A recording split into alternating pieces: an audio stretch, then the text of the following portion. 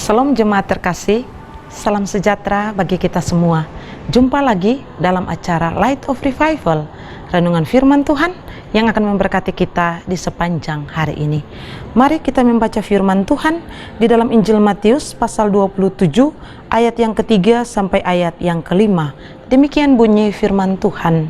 Pada waktu Yudas yang menyerahkan dia melihat bahwa Yesus telah dijatuhi hukuman mati, menyesallah ia.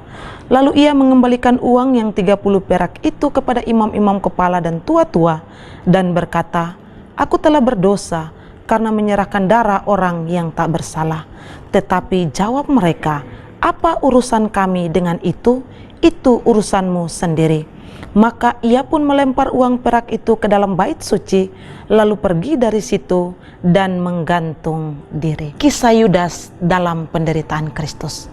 Saudara yang terkasih, kalau berbicara tentang Yudas, sudah tidak asing lagi di telinga kita orang-orang Kristen. Kisah Yudas ini selalu dibicarakan dalam kaitan dengan penderitaan dan kematian Kristus, karena dia merupakan salah satu tokoh yang ada di dalam kisah penderitaan Kristus. Nah, siapa dia?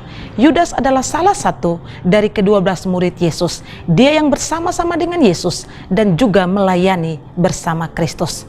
Tetapi dia juga yang pada malam itu memimpin prajurit untuk pergi ke Taman Getsemani dan menangkap Yesus. Semua yang direncanakan dalam persekongkolan antara Yudas dan imam-imam kepala berjalan dengan baik. Saudara, hal ini harusnya membuat Yudas merasa bahagia, tetapi dalam bacaan kita ini terlihat sikap yang berbeda yang ditunjukkan oleh Yudas pasca penangkapan Kristus. Sikap seperti apa yang Yudas tunjukkan? Yang pertama, di ayat yang ketiga dijelaskan di sana, lalu Yudas menyesal. Mengapa Yudas menyesal? Karena dia mendengar bahwa Yesus dijatuhi hukuman mati. Sikap yang kedua yang ditunjukkan oleh Yudas adalah dia mengaku bahwa dia bersalah dan dia berdosa. Dan sikap yang ketiga, ketika dia tidak mendapat respon yang baik dari imam-imam kepala, dia mengambil keputusan untuk melempar uang itu ke bait suci dan pergi menggantung dirinya. Dari sikap yang ditunjukkan oleh Yudas berdasarkan firman Tuhan, apa yang kita bisa belajar? Pertama, tindakan Yudas membunuh diri menunjukkan bahwa dia bukan orang Kristen sejati.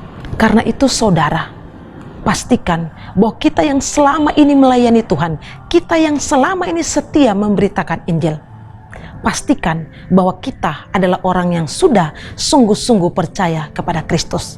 Karena jika tidak, maka kita tidak lebih baik daripada Yudas. Dan pelajaran rohani yang kedua, pertobatan sejati tidak cukup hanya sampai kepada penyesalan. Saudara terkasih, di momen Prapaskah ini, mari kita belajar dari kisah Yudas, salah seorang murid Tuhan Yesus.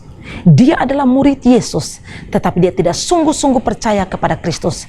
Itulah sebabnya dia mengalami kebinasaan kekal.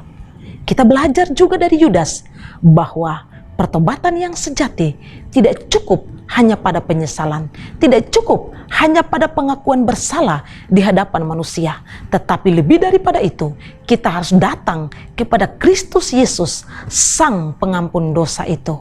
Maka disitulah kita akan mendapatkan pengampunan daripada Kristus, karena Dia sendiri berkata bahwa siapa yang datang kepadanya tidak akan Dia tolak.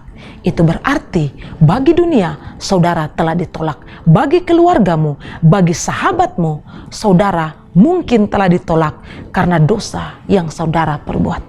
Tapi ingat bahwa ada Kristus yang mau menerimamu, ada Kristus yang sanggup mengubahkan hidupmu, ada Kristus yang mau untuk mengampuni setiap dosa dan kesalahanmu. Datanglah kepadanya, mintalah pengampunan kepadanya, maka Dia akan memberikan pengampunan kepadamu, menyucikanmu dari setiap dosa dan kesalahan, dan menjadikanmu baru di dalam Kristus. Biarlah Tuhan memberkati kita. Amin. Mari kita berdoa.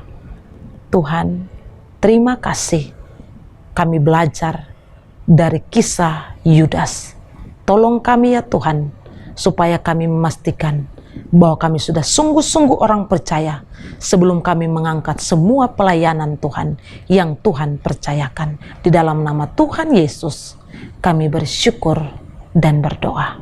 Amin. Saudara terkasih, mari terus jadikan firman Tuhan sebagai pelita dan terang di sepanjang hidup kita. Tuhan Yesus memberkati.